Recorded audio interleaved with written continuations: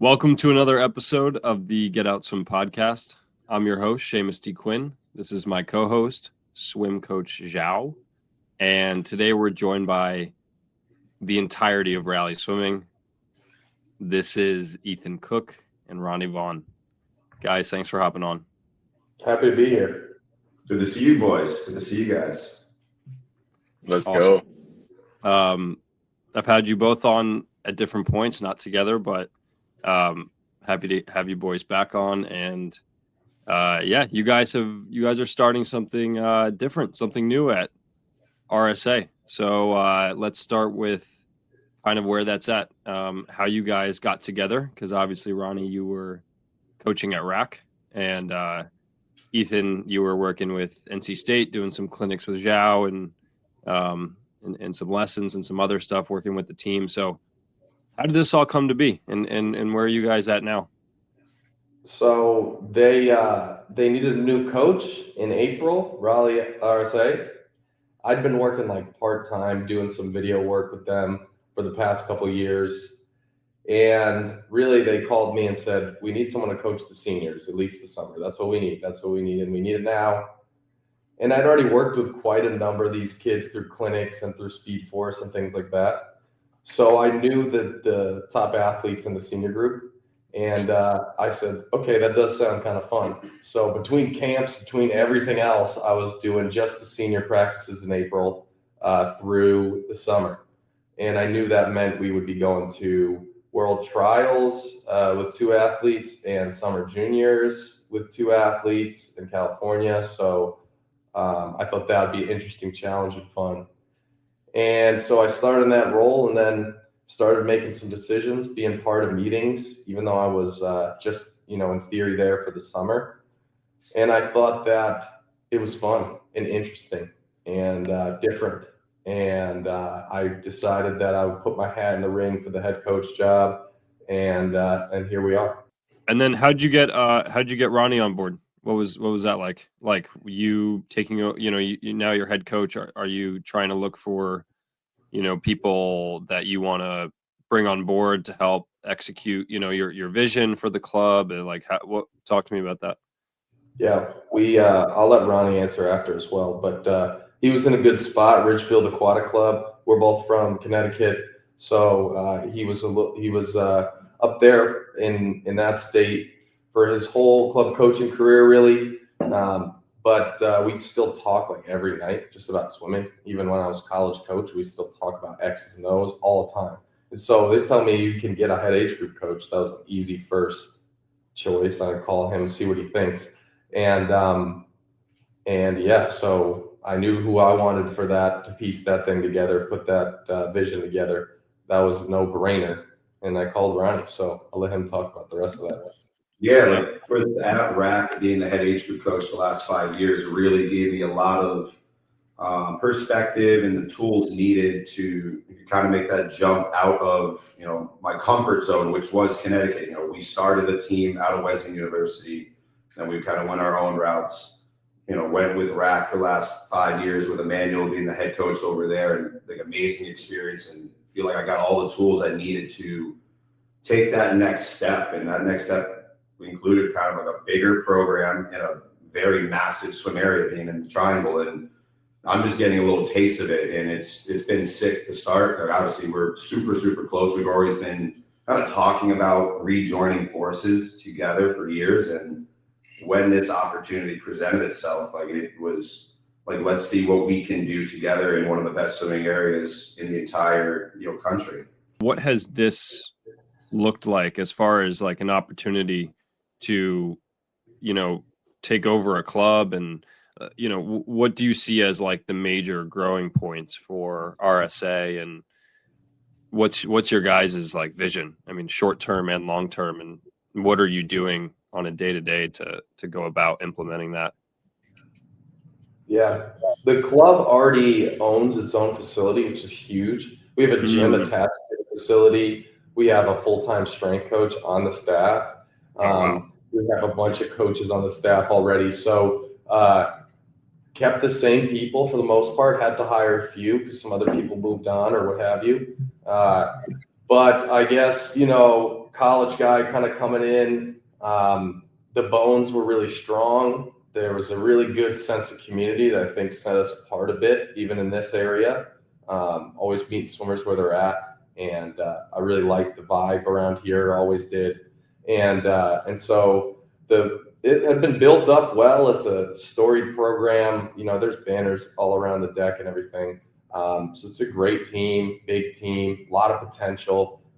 So me coming in is just sort of like setting the standard of what's the expectation from the coaches side of things, especially with Ronnie here too. He's got the age group mentality, and he knows that back to front. So, you know, I was excited to have him come and put some things into place as well. And I'll let him talk about that, especially on the younger side, like just really recognizing what do we need to set as a standard for athletes wanting to compete in meets? How old do they start doing certain events? All kinds of things like that. I'll let him talk about that. But from me, it's just been like what I've seen at State. Yeah, at State, was working with Braden for the first year, and then the second year with Mark a lot. And so obviously there's a super high standard in training, a lot of ownership on the athletes. Take care of what you need to do outside of the pool, in between sessions, fueling, recovery, things like that. Which I think is not talked about as much in the club space. So always educating these kids from that point of view, and then the coaches as well. And I send emails to the membership a lot of the time, bringing in some of that knowledge, like a lot of the stuff that Joe and I would work with kids on or give talks about at camps as well. So just like I'd say a lot of different types of experience coming in here, and just kind of looking at it from a fresh view than you know, what had been going on. So, like I said, team was already strong, but we're just kind of putting our standards in place and making it ours, and creating the right vibe. And we got some great coaches on staff. They're right along with us, and every step of the way. So just a lot of open communication. What does it take to do this? What does it mean to be this? You know, what kind of club do we want to be? And, you know, from our point of view, what we want to do is be super high energy club. Yeah, so you guys, you clearly have, this is what I'm hearing. RSA provides a lot of advantages in the sense where you guys have your own pool, so you have your own facility. Like you said, you have your own weight room, strength coach. I mean, these are huge resources that a lot of clubs do not have. So that's really good. And so you're trying to build a culture that is revolving around open communication, educating the swimmers on your team, just like you would at a college level at State, talking about all the other things outside of swimming that they can do to help optimize their performance and make sure that they kind of, exponentialize on that. So how do you do that though? Because a lot of times it's like you're limited in the amount of time you have with the kids to an extent. So how do you guys go about being intentional with the time that you might talk to them outside of the pool and talk about those things versus like getting them in the water and swimming? And how do you go about that? So one of the things we're doing, starting at the lower level, is getting the kids to start to own their sport and start to make decisions for the betterment of self, and letting them lead that process in a sense. And I'm starting to do that with like our 9 to 11 group, like our Wahoo group, in the hopes that in a couple of years' time, we build a community of athletes that, advocates for themselves, as open communication with their coaches, and drive the sport themselves, and they do the things that they want to achieve in the sport. And as coaches, we help guide them to that decision or guide them down that right path and make sure they're doing the right things to get to where they want to go. Because we both have experience getting kids to these higher levels, and we want to show them the road as opposed to telling them the road, right? If a kid can start to make those decisions themselves, be able to pave a path, whether that is setting goals or just being in open communication with their primary coach, it's going to make the senior coach's job a lot easier down the road when they get athletes that have a plan, they stick to the plan, they're willing to listen to suggestions and advice, to tinker with whatever it is they want to achieve in this sport, right? And a lot of kids here have that base in a sense. Right now, it's just educating the entire community that, your kid will be the one advocating for themselves when they're at that right age. Like they will be the ones helping the coaches get them to the meet they want to get to. And if we can start that at a young age through the age group curriculum, by the time they're late middle schoolers, we're talking about a very mature athlete before they go into that senior program and, add more workload to what it is they already have been doing with the sport. Okay. Yeah, Ronnie's really good as well about jumping on any and all educational opportunities through USA Swimming and Ask and everything like that. Like if we have a staff meeting from 12 to 1, he'll be like, all right, 1 o'clock, I'm going to go learn this, talk about 10 and under development. And he's always jumping on those things. So, and he encourages the rest of the staff to do it as well. So, if there's anybody out there that's an age group coach or something like that, those resources are tremendous, super helpful, and we're just always trying to learn all the time. So like Ronnie said earlier, we're just trying to see how good we can make this club, both us and the other coaches as well. And that's kind of just constant communication, education, setting ego aside and trying to talk these things out, but still holding a really high standard for the athletes that they kind of do the same thing. So I put in emails, a lot of stuff. I put in this past email this weekend, a lot of stuff about best meet practices. So when to eat what, right? How many calories to have. We had a rare opportunity to do like a 5 p.m. one race for the senior athletes. So educating them about that. Stay loose, but don't be on your feet the whole time. Eat this snack at this time, stuff like that. That we just research or we've just gathered knowledge on, we just share all of that, right? And if they're not paying attention to an email that we took a lot of time to write and think about, then that's kind of on them at that point. So we've kind of put a ton of ownership on them to figure those things out, but ask a lot of questions. And we don't know everything, so we'll go try to find the answer for you. But we're really into those educational opportunities, like always trying to get better, see how good we can be and see how much those kids can take from us. So they were always doing that. I switched gears in the club realm now that I'm doing like those opportunities on the club side. Whereas in the past, maybe it was doing clinics and getting a meal with other coaches. Now it's like I went to last month, I went to the Colorado Springs Olympic Training Center with one of our guys who's in the National Select Camp, tons of learning there, nonstop classroom hours. And then I had a chat last week with someone from USA Swimming about distance swimming and just some of that. And then earlier this month, I also was part of a meeting with the current CEO of USA Swimming and all the coaches in the area, the head coaches. And he just wanted to know what made USA Swimming great as a sport. What does it need to fix? What are some issues? And he came here because this is the best area for swimming in the country. And I've heard more than one USA Swimming representative say that in the past couple months. And so taking a ton of pride in Raleigh and the Triangle and still trying to learn. So I was in that meeting. I keep calling it the meeting of the 5 families. It's all the coaches of the Triangle area and the CEO. And swim off. Again, he was trying to see what made it great. It wasn't about like,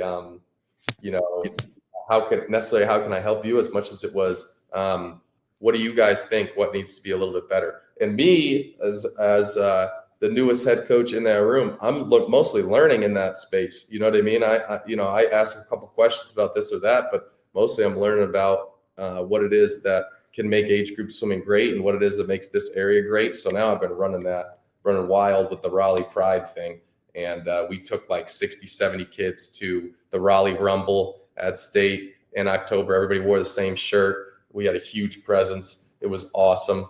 And that was all-time meet. So, fun and exciting experiences, definitely for me to learn and switch my gear to the club scene, which has been pretty seamless. So I had coached, like Ronnie said, I had coached club with him and I'd coached club in Pennsylvania as well. Had some good swimmers there. So it's not like brand new to me, just kind of switching those gears and trying to think about younger athletes and athlete development and what that means. And, I let him do a lot of that, right? Like he runs a lot of the the documentation for what does it take to go from one group to the next. He's working on a massive project and an overhaul of what is the group standards for every single group.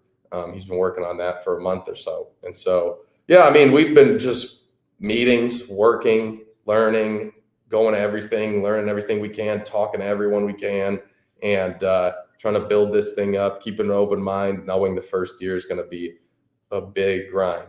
But that's fine because it's been fun. So this kind of more for Ronnie, like tying up to what Ethan said about and being there for 2 years as well. I know this and see that North Carolina in general is like a pretty strong swim state. How is that transitioning coming from like Connecticut, right? Like just coaching there your whole life and coming into North Carolina and taking over like the developmental part of RSA and what are the biggest differences? What are some challenges? Talk to me about, what this transition has been like for you. So I'll start not in the USA swimming realm. Like, yeah, Fairfield County Swim League is pretty massive, right? Like the Walshes come back and swim for that. And like it's a very highly attended summer league little championship meet, especially down in the Greenwich Stanford area. So that kind of fed into what made, at least Fairfield County, part of Connecticut, super competitive, and it's produced a lot of talent year in, year out. Obviously you can talk about Chelsea Piers being a gold medal program and silver medal program over the past couple of years. Ridgefield Aquatic Club has done that. Wilton has done that in years past. Westport Water Rat. So there's always been talent in Connecticut. There's just a few patches here or there, and it's a smaller state, so everybody kind of knows everyone.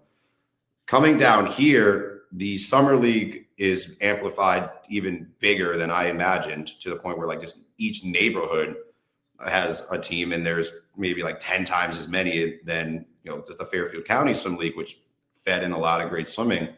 And that's where it really starts, because there's an early interest in the sport in this area, and it starts with that summer league team. And then that feeds right into the teams in the area, like ourselves included. And then being able to, develop the athletes, retain the athletes, and show them what USA Swimming can provide to them, even at the highest level, while still just being able to say, like, I have fun swimming, right? So that was a big change, and just seeing like how much more there is going in the area. And there's just a ton of more pool access too. And, in Connecticut, there's 4 to 5 long course facilities. There's 4 to 5 long course facilities with like a 10-mile square radius of Raleigh. Like, so just the access to more pools, more long course space definitely is going to breed more talent and more people interested in getting into that sport at some point in time. Right. In terms of like developing athletes, I'm not changing a whole ton from what I was taught. It's just trying to meet the program where it's at, show them where we can take this program and where your kid can go through the sport by following, like the American development model is like the thing I go to the most, and spend a lot of time doing research and study with Ridgefield Aquatic Club on that model and how that helped us gain success and be, a bronze, silver medal team up at RAC for the last, 5 or 6 years. And then you come down here, and like a lot of teams are doing that too. And it's highly competitive, basically for Connecticut, for every one quad A swimmer you get, there's, 5 to 8 of them down here. Right. So it's just massive, and meets are happening all over the place, all over the area. So many different coaches that are putting all of their, efforts and times into developing swimming. It just makes it for this an awesome environment to want to compete in. Awesome. Yeah. What Ronnie, and this goes for you too, Ethan, you guys have been around club swimming before, and you've amassed a lot of coaching experience, training methodologies. Like, what is working for you guys, or what does that look like at RSA as far as building a structure week by week, month by month? And I'm sure you guys are kind of you're dealing with different levels, different ages, but what do you guys like strongly believe in? What's like a strong belief for you guys? The first couple weeks down here, like, we really wanted to get a sense for what the kids know and what they don't know, and then showing them, how we can become more educated within the stroke that you're doing, right? So being able to just like kind of play with the younger kids in a sense and show them, all right, not just do a drill to do the drill, but like the why behind the drill. And I think that's something that we're really taking advantage of all the way up and down, not just doing the drill just because coach said do the drill, but why does this drill affect positively what I'm going to do with my stroke? So a lot of what's the why is going on for at least the groups that I've started to coach with and the coaches I'm mentoring within the program, right? And then adding a little bit more of like a strength element to things with what they're doing in the water, right? Like these kids, their minds have been blown with the things I've just thrown at them, in practice, which, is just the creative side of how we look at things. So we're putting kids in different positions in the water to help build awareness to how to make a more efficient stroke and more quality stroke that is going to provide benefits for them as they get bigger, faster, stronger. So understanding the what behind what they're doing, the why behind what they're doing, and then having them follow up with that every single day, right? Like yesterday's butterfly practice for my little Wahoo group, 9 to 11, I didn't do a single stroke of butterfly, and we just played games, basically. I threw fins and paddles on some 9 to 11-year-olds and told them to smash the water with their hands and feet at the same time, and then do that underwater in a wave motion. Really what I'm trying to get them is to just undulate and understand the timing and connection without, using big words that these kids don't know. And then by the end of that practice, we're swimming a more efficient butterfly stroke, with proper connection and everything. And meanwhile, the kids just thought we were playing today, right? Like, so we're tricking them into doing things, tricking them into understanding what builds and what develops a stronger stroke at a young age. And once they grow older through that program, right, they're able to connect that at a higher level earlier, right, which is just going to open up the ceiling for these kids to shoot to the moon. Ronnie's really good with this stuff too, and I think part of that credit goes to his mentor Emmanuel at Ridgefield. But give us like a little freestyle breathing cue real quick. Yeah, like so we'll go back with the younger age kids, right? I'll use different cues like breathe over your shoulder in order to try to get that early breath and avoid a late breath and they're sinking in a negative position in that freestyle. Or on the other side, I'll throw fins on the younger kids and be like, all right, here's a video of David Popovich's 200 freestyle. You see how he's jumping into his breath? All right, let's do a 25 here where you're just trying to jump and take the breath before the other arm enters into the water. And then you get these kids playing, right? And they're working on a high level skill. They're having fun while they do it. And then they're able to see what the best in the world are doing, right? So that's another thing, for example, for that. When we go to like backstroke, I love playing like with a one-arm carry. And Seamus, I remember we talked about that drill. Like your mom had something Hawks like years ago, right? So I'll put them in a very negative position and be like, all right, try to keep your nose dry, guys, because I know we're going to sink like the Titanic right now and the feet go to the bottom.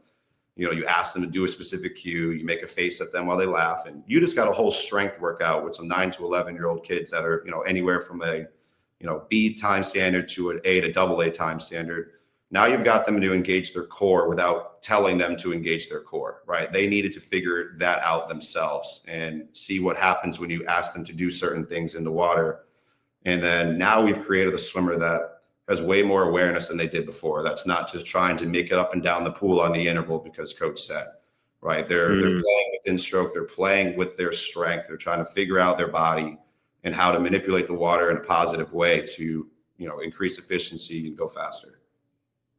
Yeah, he's really good with the cues, the obscure cues that you're like, oh, wow, okay, that makes a lot of sense. Like knees inward for breaststroke is one that he's always on. And it made me really like, okay, that's a really easier way to explain what we want to get them to do.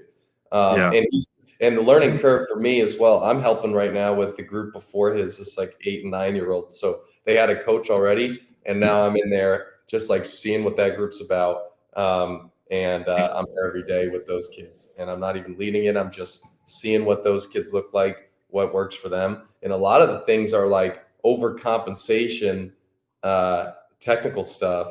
Like Ronnie said, like jump into the stroke just to kind of force it. So that's the learning curve for me, is to be like, oh, these things just work for this age of kid because you need to like be a little bit over dramatic to get this in. And then again, he's really good with the strength thing. So he'll do a week and he'll call it a week where they're focusing on strength. This is going to be a big strength week. He'll say that kind of thing on Monday. And that just means like a lot of, like you just said, negative position or a lot of core engagement drills and stuff like that. Outside of that, for me and in the program now, for sure, there's a focus on heart rate zones. That's definitely like a thing that I'm huge into, always have been. My mentor was Dan Schinner at Bucknell, who split time 2 years with Urbanchek. He retired, stayed on 2 years with Bowman. So it's just something about him that Bowman kept him along. He did 2 more years, then he went off to be the head coach at Bucknell D1 school at like 26, 27. So he had all the heart rate stuff, all the energy zones things. So for my group, it's very linear. Monday's this, Tuesday's that, Wednesday's this, Thursday's always going to be this kind of thing. We switch maybe every 6 weeks, but it's super linear like that. And we've done a lot of educating the staff on heart rate zones early in the year with regards to drills. We had a swimming-based meeting for the whole day as part of our like first week back, meetings all day long, every day of that week. One of them was just swimming.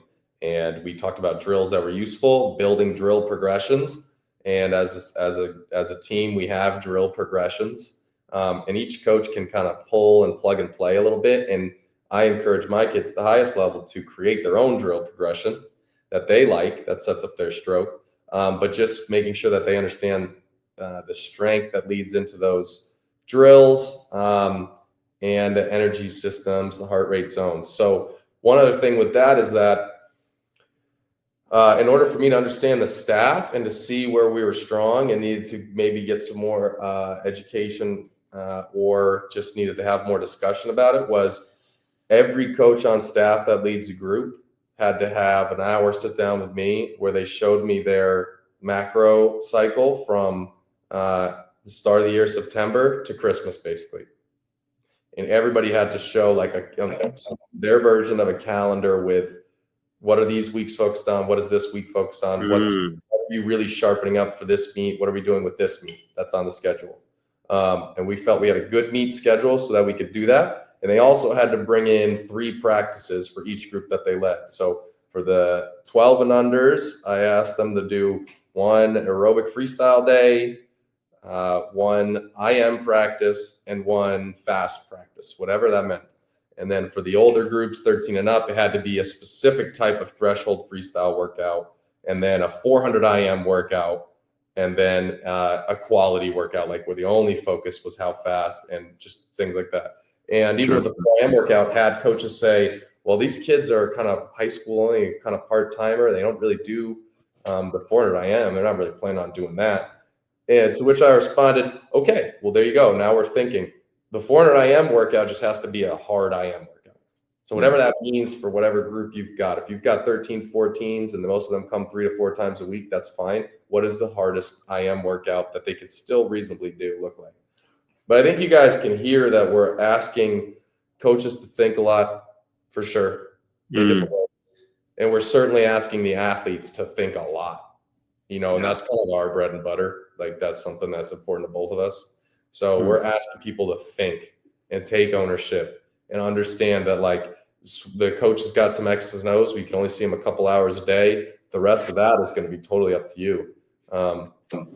That's how we've laid this thing out. A lot of thinking, a lot of idea sharing, tons of communication. Ronnie briefly mentioned that he's mentoring coaches. We have a mentorship program at this point where the more senior coaches on staff are mentoring the younger ones.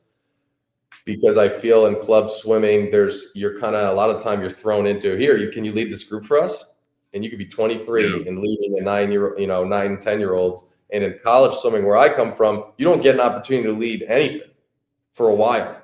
In fact, like at the highest level, you might not get to until you're 35, 40 years old that you're actually leading a group and you're responsible for their performance.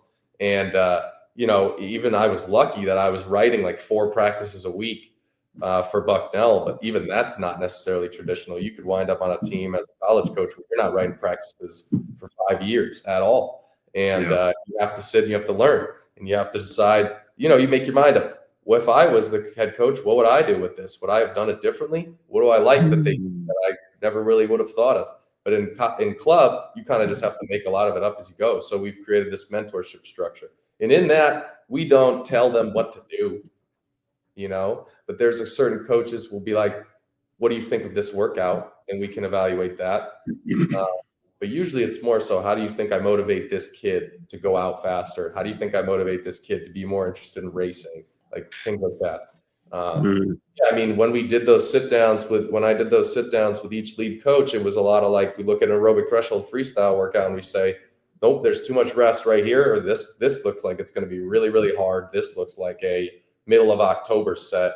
As long as you're clear to know that that's really going to be a huge challenge for your group. And I think you know what you're doing. If you just wrote that and threw it together and think you could give it to them next week, I don't know. So a lot of just thinking, idea sharing. We're happy to answer questions and ask questions. I'll print workouts and be like, Ronnie, what do you think? Because our brains work differently, and he'll be like, this is too much right here. Try to just change it to this. And so just tons of that back and forth. Yeah.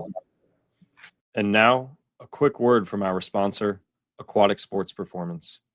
If you're serious about getting stronger, faster, and increasing your mobility, ASP has you covered. They specialize in strength, mobility, and dryland programs built specifically for swimmers and aquatic athletes.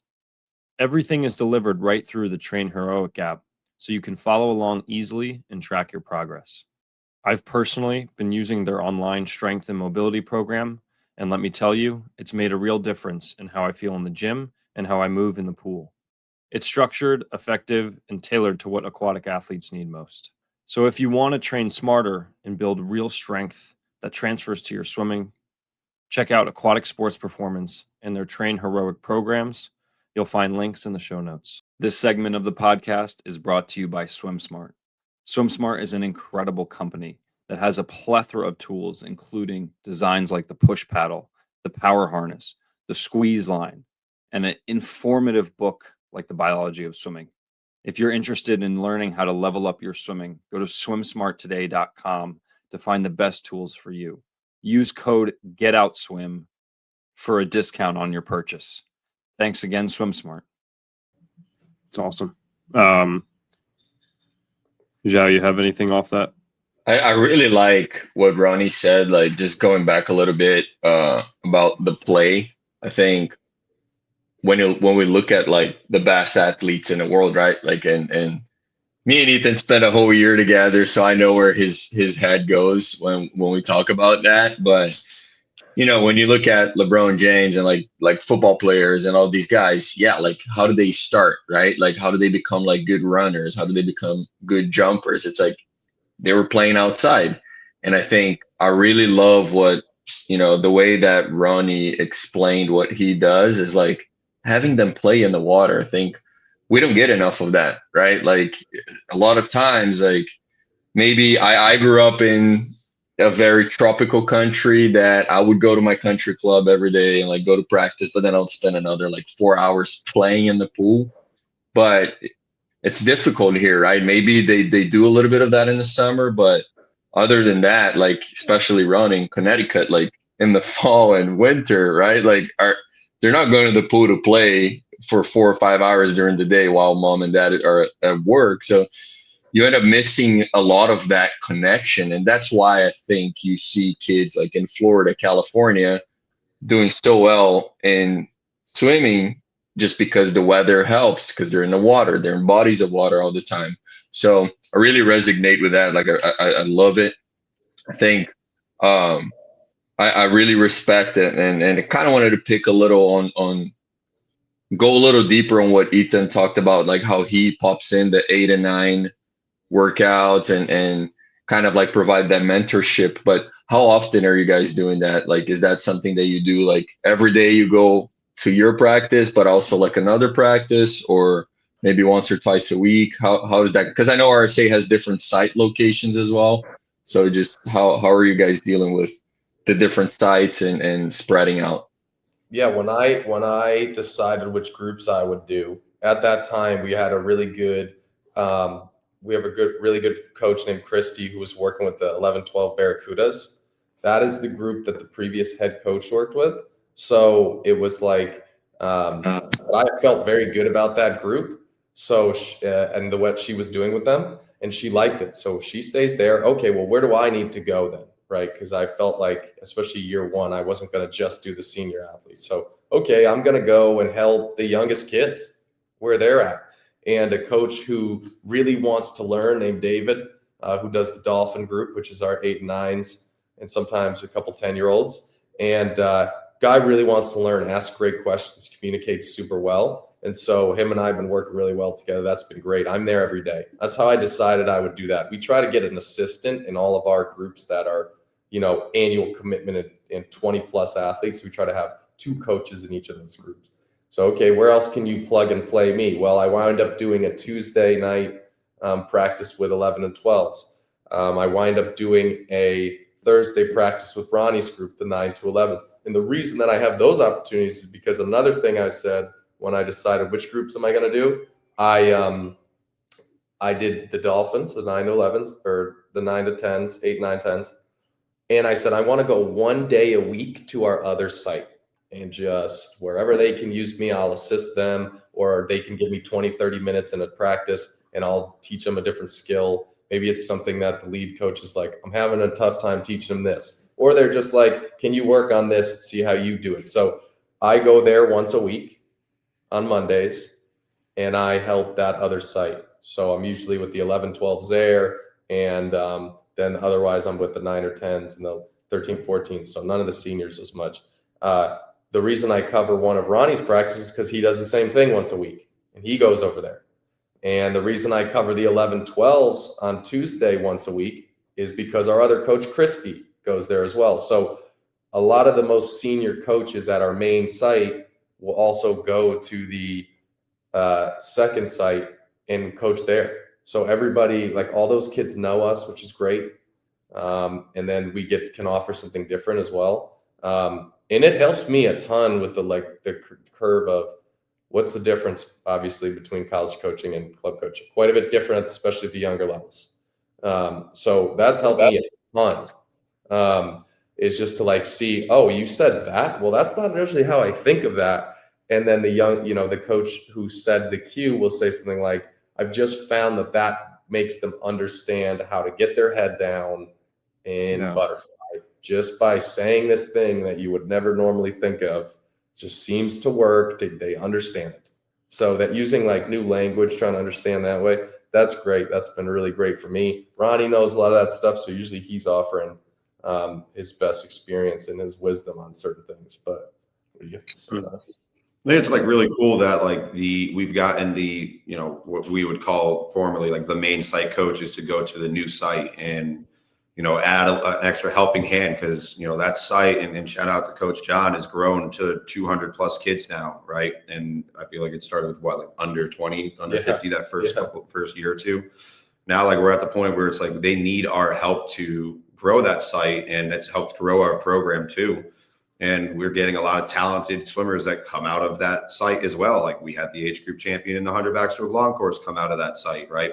And continuing to empower those coaches as well. We're educating everyone when we're there, right? I run a dry land when I'm there. I bounce around and help 3 or 4 different groups when I'm there. So I'm not only connecting with the kids I don't see necessarily every day, but you get to interact with the staff that's there as well and help guide them and show them the way and how we can get these kids to be the best versions of themselves. And it's really nice to go out there when it's 75 degrees. It's a nice change of pace, right? Sure, it might get a little chilly during the winter, but we got some tough kids over there, and they grind too, which is really, really awesome.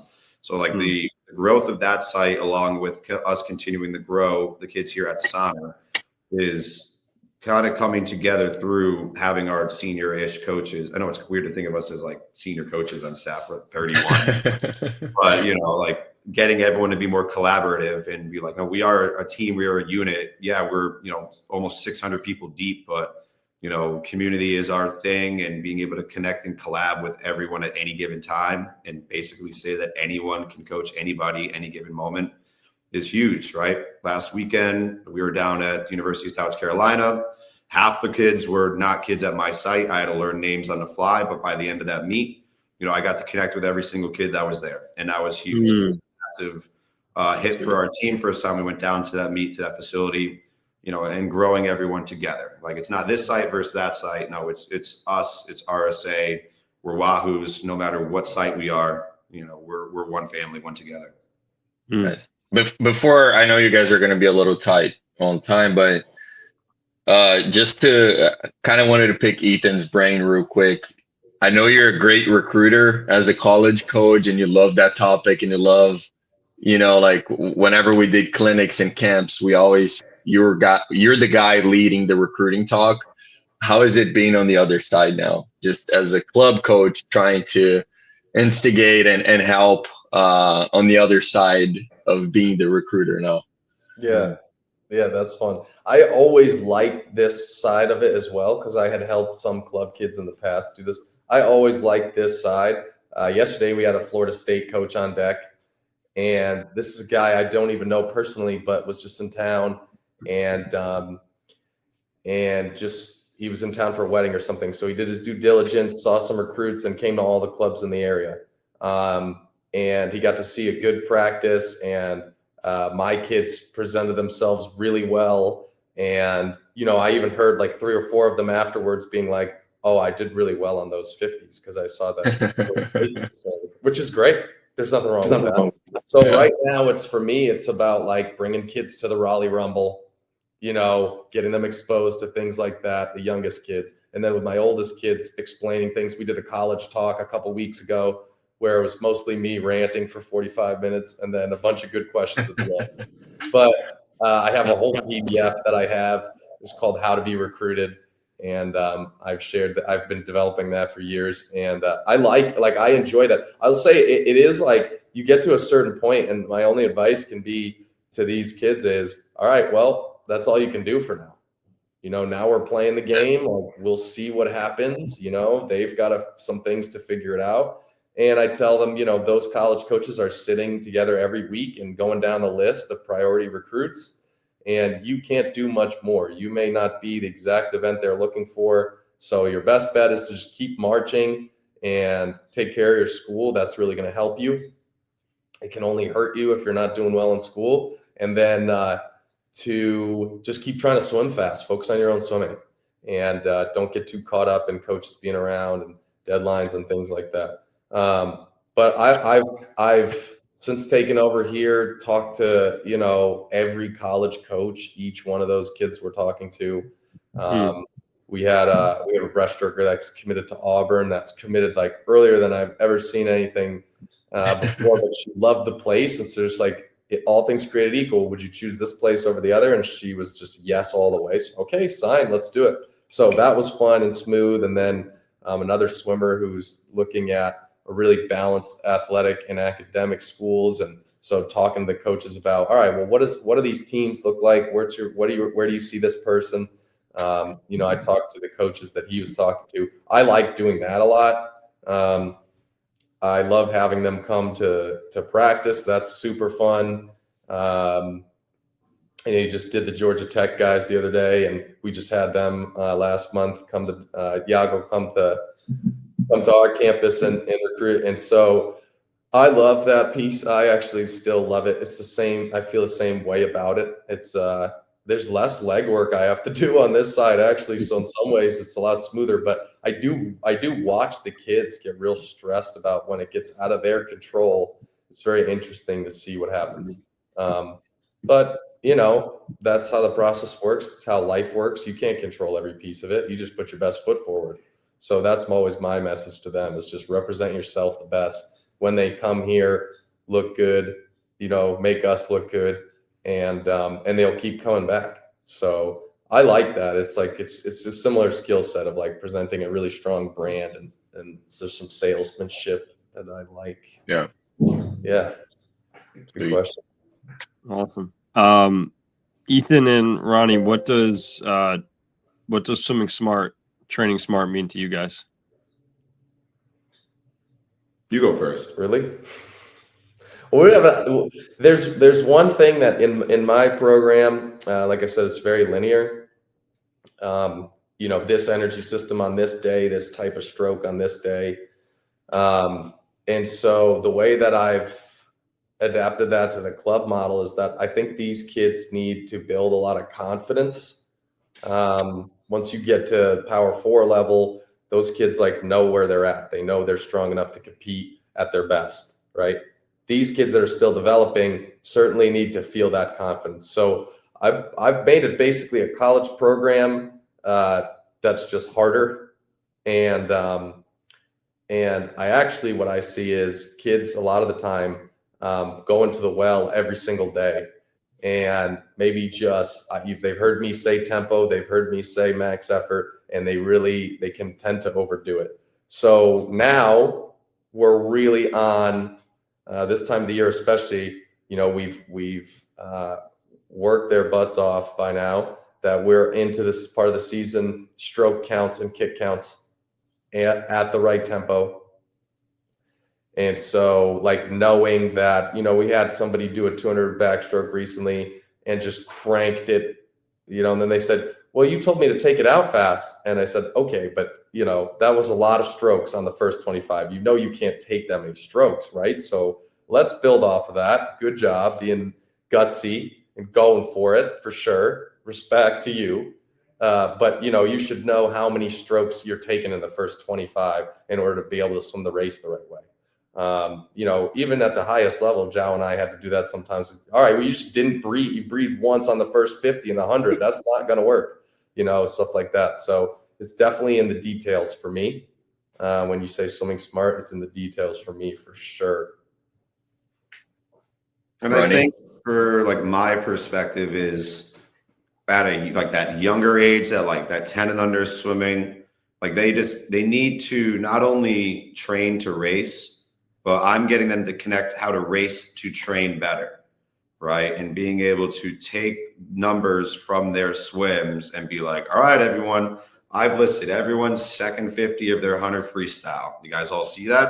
All right, go for a 50 where you beat it by a second, right? And then you just make them become smarter through showing them things that they have done, right? So I'm trying to teach those younger kids how to make that connection. And yeah, they don't have phones. They don't have access to this stuff. So you can't assume that they went on Meet Mobile and looked at their splits. So you do that work for them, right? And by the time that they're achieving competency, 11, 12, 13, 14, right, they're starting to get a phone. They start to see these things.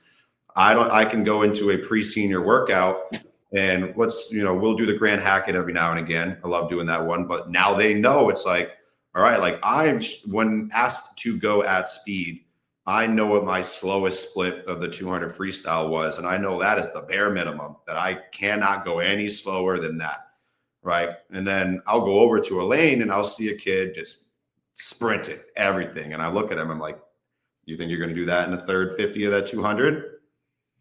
All right. And then I make a face at them, and then they look at it and they're like, yeah, you're right. Actually, I'm swimming this more like the back half of my 100 based on how many strokes I'm taking and how much effort I'm putting in, because I was not able to hit the goal time I wanted at that end of that set. And I'm like, all right, so now I've made you become more aware of what you're doing without just telling you you're doing it wrong. So the next time you come back around and do that, let's be more efficient in these components. And then when asked to perform, you're performing with an efficient stroke that is going to be executed at the race you're going to do. And not, getting kids like, oh, I went a 25 during this. I'm like, yeah, but you didn't do any of the set right. And then you're hoping that one number is going to lead you to a certain time. No, like within my group, there is no hope, right? You did the work efficiently, or you didn't do the work as efficient as you could have. And how can we be better that second time around? Because there's always another chance for you, right? We're at that age, that late middle school, that early high school kid. There's always another chance for you. And I'm going to show you how you can figure that out and use me as a resource to get to that standard that you're looking for and become more efficient and utilize the resources around you, video, stroke count, tempo trainers, kick count, whatever, and start to add those things. So when they get handed off into the senior, silver, and senior gold groups, they have a kid that is just aware, they understand, they know, and it's just always tinkering with little things to maximize performance. I like what you said there about we don't hope, we plan these things. And I think that's something I try to think about in my own coaching as well. Giving them as many tools in training and making sure that, hey, we plan for this. This isn't something that, I mean, there's a certain instinct to racing where your brain is going to be shut off. You don't necessarily want to be thinking or overthinking the race. I think that's not a good thing, but having a race plan and executing that plan is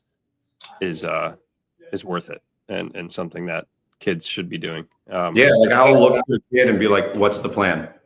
Yeah. They'll be like, hey coach, what's the plan for this? And we're like, no, like, hey, what's your plan? What are your strengths? What are your weaknesses? How are you going to attack this? And then I'll jump in and be like, whoa, hold on. Going out your best 50 time in the 200 free is not a good plan. Right. But if you want to go and find out what happens, go ahead, dude. Let's learn, because guess what? Now I know what you need to, how much we need to pull back. Now you know how much you need to pull back.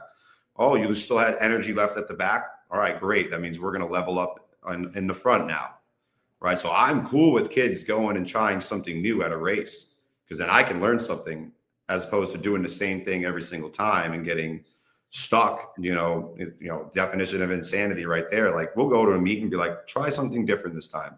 Let's go way too fast on the out, and let's see how our body adapts in the back. Is our training kicking in?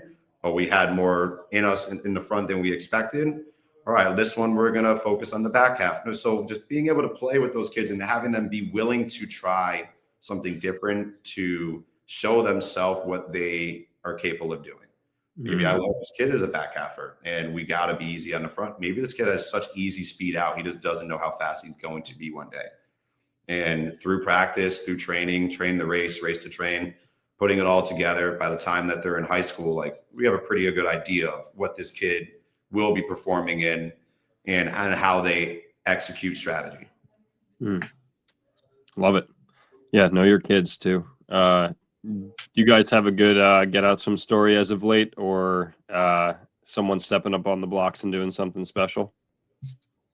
Ethan's group is always stepping up at the end of practice. Yeah, on the blocks. they know. Yeah, they don't get out, but we're gonna just throw that in there somewhere. But I call it a heat check, and we do it all the time. Like, they know, firstly, that they can just ask for one in the case that they have the capacity to still go fast, or they just want to see where they're at. They can just be like, "Can I get a 75 off the block?" And they can just do that. Other than that, it's like this Saturday we're gonna go to we have Thursday, Friday off actually for Thanksgiving. This Saturday we're gonna do a long warm up, and then it'd be choice heat checks, 75 and up. I know one kid wants to do a 200 backstroke.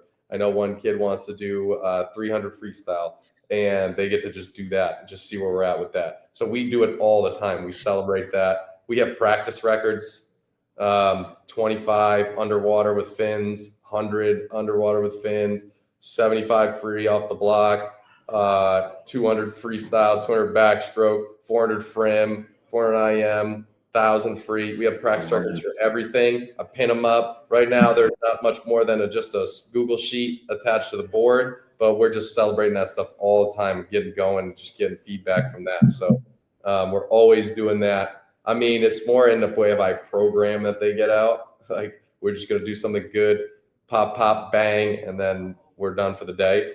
But they know they can ask to go off the blocks like anytime. And then I can teach them that way too. Hey, guess what? You're fried. You thought that you were going to have a good heat check right there. No chance. You're like 4,000 yards fast deep into a workout. No, that's not how that works. So it's like teaching. There's a lot of good things that go along with that. There's sometimes, you just did 20 50s fast. You still did a good 200. That's impressive. We're in a good spot. You're fit. Now we got to get a little faster and stuff like that. But we're always going off the blocks for sure. And then on my side, it's like I just try to set up faux prelims, finals environments based on the timing of my practices, right? Tuesday night, pre-seniors swim late. Wednesday, we're swimming in the morning. All right, great. Guess they're going to find out today is that they're going to be given an option of like 2 1s on, 7 minutes rest, 8 minutes rest or something like that, or do a 200. And then we're going to come back around the next day, meet warm up, and we're going to do a set based around what you just did in that. Or you could go try to do it again better than you did before. And yeah, of course, I'm going to throw in a nice this or that Thanksgiving practice after that for fun purposes. But I'll use just the timing of my practices to simulate the worst case scenarios at meets. And then the kids are always kind of ready for whatever gets thrown at them. Oh, you got a back-to-back-to-back double? Well, you picked this path, you selected these events. Now let's simulate it in practice. So when we get to the meet, you know exactly what to do. You know when to warm up, how to properly cool down, and make sure that each race is still the best version it could be. Love it. Ronnie and Ethan, thank you. Thank you for hopping on and sharing a little bit of your guys' club, and appreciate you. And Zhao, thanks for being a great co-host as always. Awesome. Can't wait to catch up with you guys in a couple of months. That's right. Be good, boys. See you guys.